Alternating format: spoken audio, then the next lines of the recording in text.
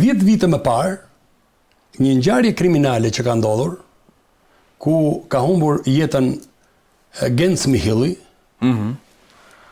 Kreshnik Mulecaj, Mujecaj, është akuzuar nga organet e drejtësisë, por nuk kemi ende një vendim, qoftë edhe të shkallës parë apo të shkallës dytë apo të shkallës tretë, që ta ketë shpallur qoftë një herë të vetme fajtor. Pra, ne akoma nuk kemi një bindje të arsyetuar që është ky autori. Pastaj të shkojmë ke një vrasje që ka lidhje me një vrasje të mëparpashme. E dyta dhe më rëndësishme është që pavarësisht se Kreshnik Mujeci lëvizte gjithmonë me bashkëshortën, që dikush e interpreton si një qift që kishin harmoni dhe shkoshin gjithkund bashk, pasi në disa aktivitete ne kemi parë dhe me 4 fëmijët. Si në protesta, në aktivitet vetare, por edhe tek protesta e banorëve të Baksirollit e ke bashkë me fëmijët. Pra do të thotë që ky ishte një personazh që publik, që kishte angazhime komunitare në mbështetje të njerëzve. Unë nuk kam arsye për të mbrojtur Kreshnik Mujecin, por unë nuk dua që për shkak të një ngjarje që ende nuk ka emër, të vinë këto pasoja që kanë ardhur humbjen e jetës të një qifti, duke lënë jetim 4 fëmijë. Pastaj për shkuar që policia e Lezhës dhe policia e Shkodrës kishin një informacion që po përgatitej një vrasje nga një grup. Dhe njëri nga personat... E kam pasur këtë informacion? Po. Madje njëri nga personat, nga autorët e dishuar, ka qenë në gjurmim policor. Po, është Adriano Mhillaj për shkak të një përplasje që kam pasur në janar. Jo. Me një... S'është ky rasti? Jo. Prandaj do të tregomi shumë të kujdesshëm. Ka qenë në gjurmim policor, ka qenë në përgjim parandalus. Çdo më thon përgjim parandalus që e përgjojnë për të shmangur një ngjarje tjetër kriminale? Për shmangur një ngjarje tjetër kriminale. Dhe dikush më ka thënë që ka qenë edhe në përgjim nga organi i prokurorisë për të provuar atë që thoni ju, ngjarjen e mëparshme të janarit. Tashti, një person që përgjohet për parandalim ose për të provuar autorsinë në një ngjarje tjetër kriminale dhe është dhënë edhe agentët e policisë kriminale të Lezhës dhe të Shkodrës për ta mbajtur në vëzhgim, normalisht si u doli nga vëzhgimi. Pra kanë qenë mundësitë për ta parandaluar këtë ngjarje kriminale.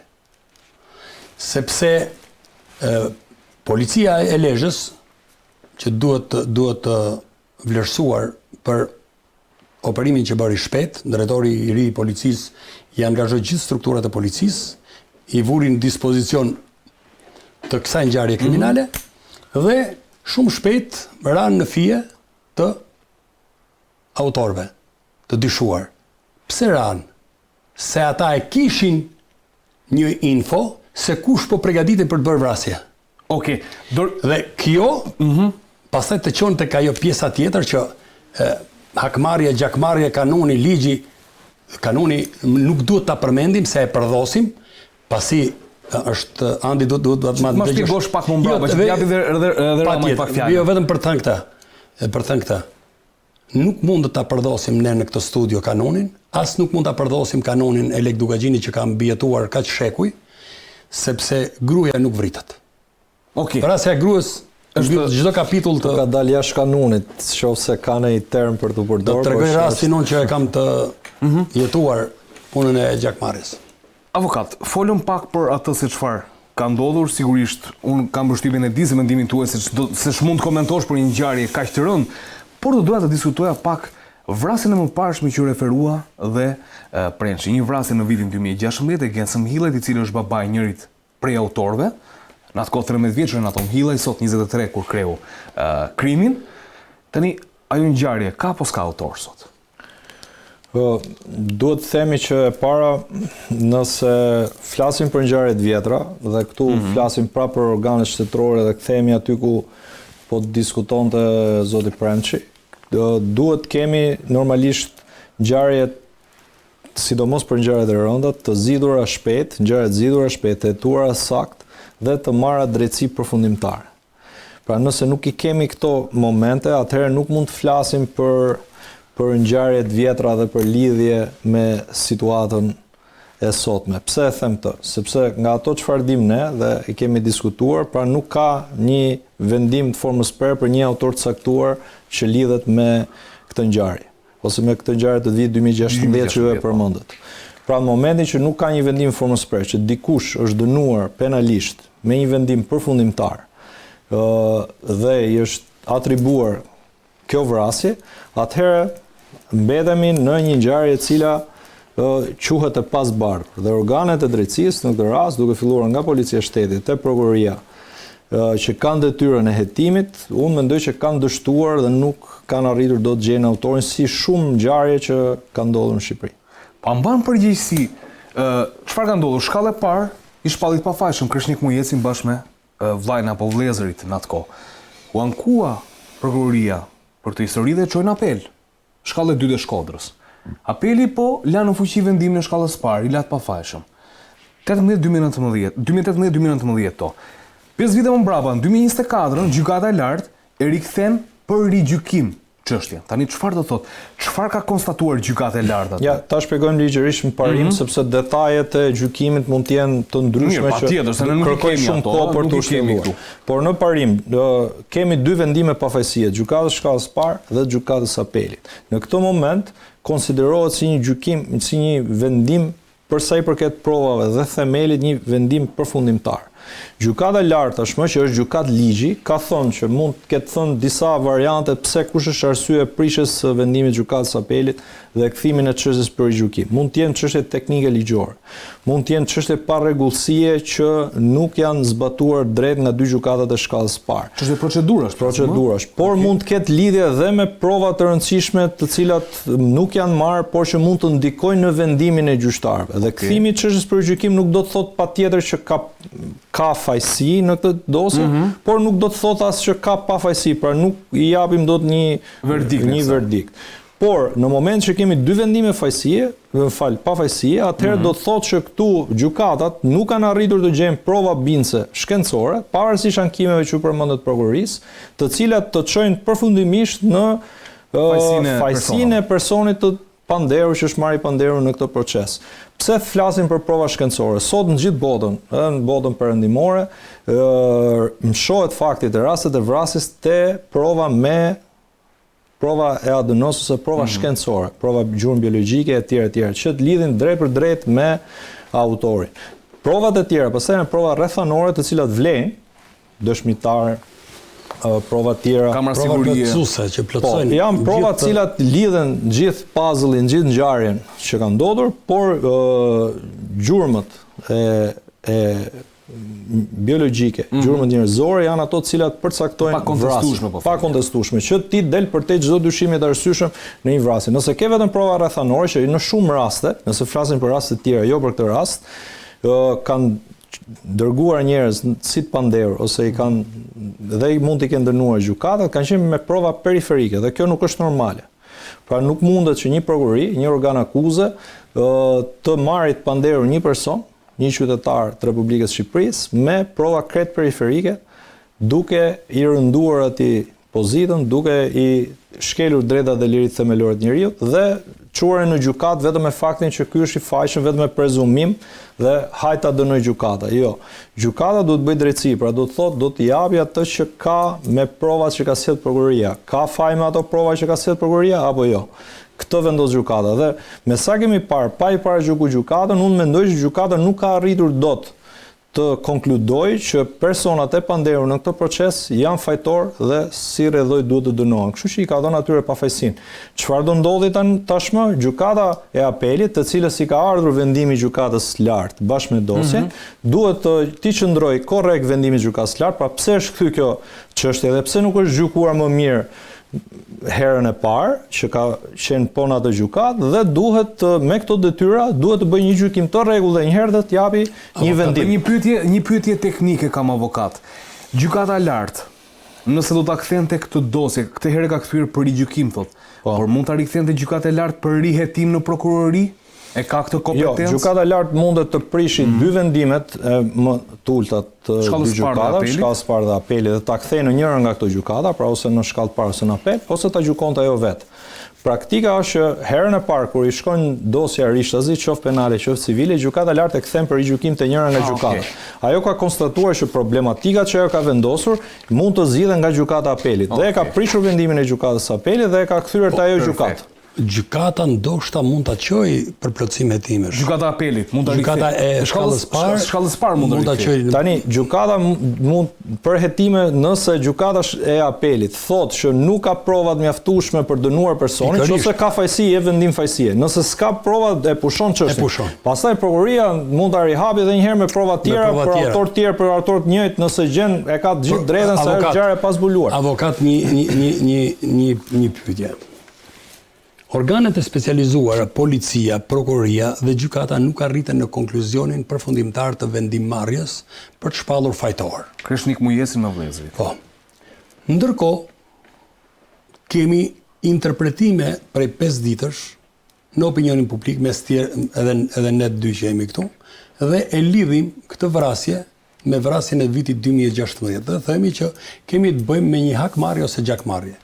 Atëherë pyetja e drejtë për drejtë është, kur organet e specializuar nuk kanë arritur në konkluzionin që këtë vrasje e ka bërë Kreshnik Mujesi ose vëllezëri, ose vllai i Kreshnik Mujesit, atëherë si mundet ne të mendojmë që 3 djemë të ri apo 4 e kanë bërë këtë vrasje për hakmarrje, për gjakmarrje, nga e morën vesh ata se kush e kishte bërë vrasjen dhe nga e din ata postulat se e ka bërë Kreshnik Mujesi, ndaj cilët është ngritur arma. Jo, në mënyrë pa diskutueshme, dyshimi parë, pra parimisht bëjmë gjithë dakord që nuk mund të ketë. Sepse, me fal, që ta çoj pyetjen e plot. Tani nesër do t'i lindet drejta, gjithmonë duke e referuar kanunit, pa e përdosur kanunin, duke e respektuar parimet e kanunit, sepse është vërtet një kod i shenjtë. Ka qenë. Për kohën ka qenë. Ka qenë për kohën dhe sot mbetet i shenjtë në kuptimin e referimit të mendjes private, po, të referimit, po jo të bazës ligjore. Nëse kemi patur 4 persona, 2 në njërin mjet dhe 2 në mjetin tjetër. 3 kanë qenë aty, 3 kanë qenë. Po njëri ka dali, ka bllokuar rrugën dhe 2 tjerët që kanë qenë në tjetër. Që kanë qelluar. Tani, nëse do t'u lind drejta mujecëve për të u hakmar ose gjakmar, për shembull, ndaj kujt do të shkojnë të qellojnë? Ndaj atij që i bllokoi rrugën, ndaj këtyre që qelluan. Se këtu tani lidhet e drejta për të qelluar, kur ky pa u përcaktuar fajtor nga organet e drejtësisë bëhet fajtor nga kundërshtarët ose nga të lënduarit ose nga njerëzit e viktimës së 2016-s. Jo, ne prandaj i rënduam faktit që këtu organet e prokurorisë dhe të policisë duhet kishin bërë punën e tyre për ta zbardhur ngjarjen herë mirë, ngjarjen e vitit 2016 po flasim. Dhe kjo mund sillte një lloj qartësie, por me vendimet e gjykatës, ne si qytetar, cilët respektojmë këto ligje, të cilët janë vendosur në Republikën e Shqipërisë, duhet të pranojmë që derisa këto organe kanë arritur në këtë konkluzion, nuk mund të ngrem gishtin mbi atë person. Kjo është ligjore, kjo duhet të jetë dhe morale, mendoj. Kjo duhet të jetë dhe sipas zakonave të shqiptarit, se është bërë një përpjekje për të akuzuar një person. Ka marrë 2 pafajësi. Tani, a do kthehen, a do shkojmë nesër në pafajësi, këtë nuk e dim. Kjo është për të parë, është një kalvar. Një nga shqetësimet që ne kemi ngritur shpesh është pse gjykatat vonojnë në dhënien e drejtësisë. Ky është një histori tjetër. Pse prokuroria vonon në zbardhjen e ngjarjeve, që është një problematikë në vete. Pra të gjitha këto rëndojnë mbi situatat, rëndojnë sidomos kur flasim për vrasje. Mua më vjen keq në këtë histori sepse ajo se çfarë duket sikur drejtësia e vonuar, drejtësia e mosdhën është ju drejt një gjakmarrje, siç thotë edhe policia. Se është fakt që është ju drejt një gjakmarrje. Por provoi vrasës të rinj, të moshave 22 dhe 23 vjeç. Jo vetëm vrasjet, por ka hapur dhe një kapitull të ri. Tani çfarë ndodh me familjarët? Për reagim. Që ju e njihni se ju keni jeni edhe nga zona e Veriut, keni qenë drejtor në Lezhë, policie, drejtor në Shkodër, i njihni këto zona. Çfarë ndodh tani? Kanë vrarë dhe gruan. Shiko, unë kam punuar për fat 6 vite në Shkodër, kam punuar në dy regjimet. E kam filluar në vitin 1988. Okej. Dhe kam ikur nga Shkodër në vitin 2003. Pra 6 vite kam punuar Shkodër Lezhë në detyra të ndryshme. Dhe Çuditërisht, nëse më lejoni, për shikuesit tuaj duhet t'jap një shembull tipik të gjakmarrjes, që e kam përjetuar në vitin 1993, në Rrezat Bushatit, ka qenë një rrugë e bukur e veshur në dy anët me plepa. Me plepa. Domethënë që janë prerë nga mbas vitit 95-96. Dhe na njoftojnë për një vrasje të një plaku dhe shkojmë, ishte vrarë një plak 83 vjeç. Edhe sot jam mbaj emrin Zev Gjeka. Mos gabojm Zev Kol Gjeka. Lapsus, nëse unë nuk e mbaj mend emër, po jam i bindur që e kam mbajtur mend gati. Nëse gaboj për emër babe mbi emër, do më kërkoj ndjes. Por Zev, që e ka pas emrin Zev, e kam të sigurt. Ishte i rënë nga malësia Dukagjinit, vrasësi, ishte një 50 vjeçar, e kish vrarë duke kositur, ka qenë periudhë muj-maj, i 93-shit, kishte qenë duke kositur ato anësorët e parcelës Grurit me këto barë, që po e pregadiste për kur të vinte pjekja për korrjen me autokombajn. Ndërkohë vrasi shkon, edhe 3 plumba në krahëror. Pra jo në kokë, në krahëror. Pa e dëmtuar fytyrën e merr ca barë nga ato që kishte kositur plaku, ja vendos poshtë kokës dhe i vendos edhe i shami te koka, një shami të kuqe. E kthen me kokë nga perëndimi dhe e lën aty. Ndërkohë, merr rrugën vet në rrugën e drejtë për Rrezat Bushatit, në krah të majt, ka qenë një rrugë që të çonte një kanal dhe një rrugë paralel rruga me kanali që të çonte për në fshatin Trush nga Bërdica. Pas ecë 200-300 metra, fut pistoletën në një qese plasmasi për ta ruajtur pistoletën, e lidhte shumë, edhe e kishte futur në anësorët të kanalit për afër një pemë për ta mbajtur mend për të shku për ta marrë më vonë. Okej. Ndërkohë që ne diktuam, zbuluam, kapëm, edhe ai na çoi tek arma ku e kishte futur dhe na tregoi si kishte bërë vrasjen. Pra e kishte vrarë me 3 plumba, e kishte kthyer me kokë nga perëndimi, siç e do zakoni. Dhe me kokë me fytyrë nga qielli, dhe i kishte vendosur një ca bar nga ato si vrasjes, gjakmarrje? Gjakmarrja kishte marrë gjakun e gjyshit. Pra vrasja ishte bërë për një vrasje para më shumë se 90 vitësh. Pra kishte marrë gjakun e gjyshit.